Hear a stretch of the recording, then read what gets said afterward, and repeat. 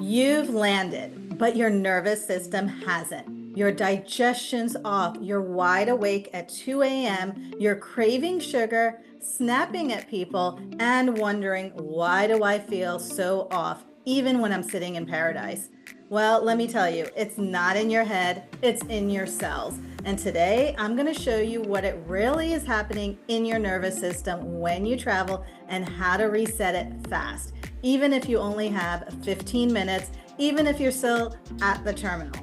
I'm Dr. Monisha Bhanote, a longevity lifestyle physician and founder of WELLKULA Institute. And whether you are a frequent flyer, a weekend traveler, or just trying to survive TSA with a toddler, this video is for you. Because when your nervous system gets dysregulated during travel, it doesn't just disappear when you land. It lingers in your digestion, in your mood, in your sleep, and in your aging process. So let's decode what is really happening and how to reverse it. Let me introduce you to Maria. She planned her dream trip for months, but by the time she cleared security, answered work emails, dealt with a food allergy scare at the gate, and boarded, her jaw was tight, her breath was shallow, her body fried. The destination was paradise, but her nervous system was still stuck at the terminal.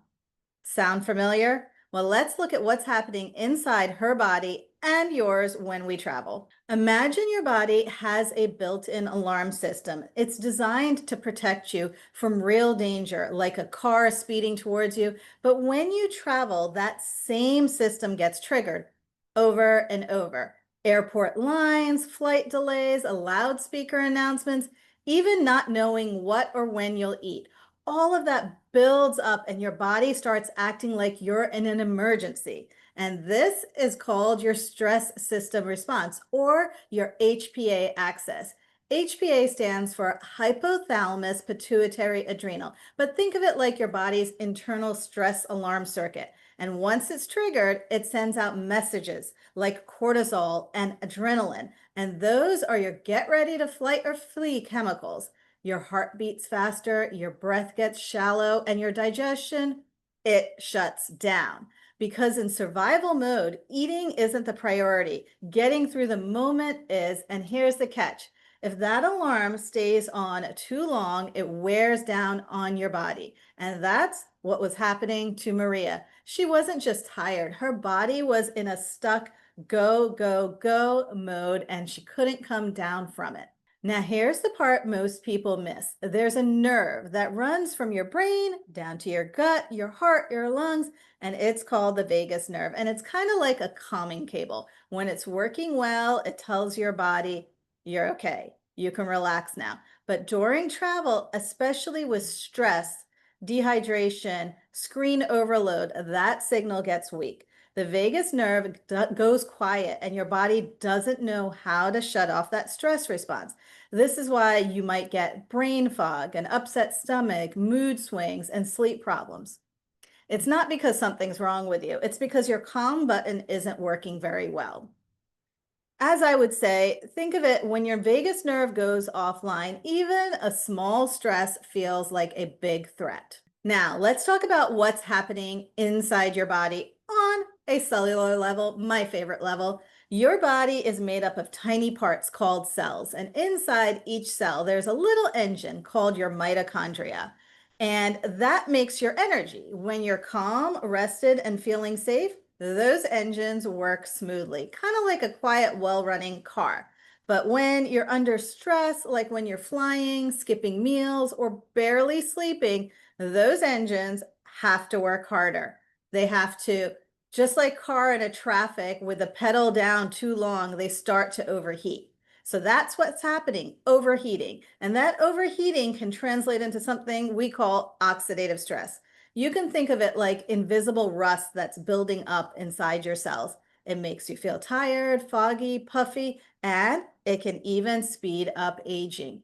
And your immune system gets worn out, and your gut, where so much of your health lives, gets thrown off. So when Maria landed in paradise, her cells were essentially still trying to catch up. So if you've ever wondered, why am I still bloated, tired, and moody even after I've arrived in paradise? This is why. It's not just jet lag, it's nervous system dysregulation, and it shows up in your cells. But I've got good news for you. Your body wants to reset. And in the next few minutes, I'm going to walk you through 5 travel-friendly tools that help your nervous system do just that. So, how do you reset? Actually, you don't need a fancy trip. You just need a few things in your carry-on and a little intention. These are just the tools, and these are rituals. Rituals are something that tell your nervous system you're safe, you can rest now, you can heal. And let me walk you through the 5 essentials that I never travel without. And in fact, I've turned them into my rituals. First up would be magnesium glycinate. Think of it as nature's chill pill. It helps relax your muscles, calm your brain, and ease you into deep sleep, especially when your body is in a new time zone. I take about 200 to 400 milligrams before bed and after flying, and trust me, it makes all the difference. Next is an essential oil roller with lavender and frankincense. I swipe it behind my ears or on my wrist before I board a flight or right after a stressful travel leg. It's more than a relaxing scent. What these oils do is stimulate that vagus nerve that I told you about and help lower your stress hormone cortisol that spikes when you travel. Third would be a herbal tea blend. My go-to blends include tulsi, holy basil, and ashwagandha. These herbs calm the body, reduce inflammation, and support digestion. I'll sip it on the plane before going to bed and let my system really wind down and feel grounded. Tool number 4 would be sound therapy. Yes, it's a thing. I use binaural beats, especially 432 hertz, or sometimes I'll just hum softly to myself. Both are going to stimulate the vagus nerve and guide your brain into a more relaxed state. Even just wearing noise canceling headphones can help block out all the chaos that is happening around you and give your nervous system a break. So when you see somebody walking through the airport with their noise canceling headphones on, hopefully they're enjoying some peace and quiet listening to that. And finally, breath work, my favorite, the 4-7-8 technique. Inhale for 4, hold for 7, and exhale for 8. Super easy to do, and you can do it anywhere. It slows your heart rate, calms your mind, and tells your body, hey, we're okay now.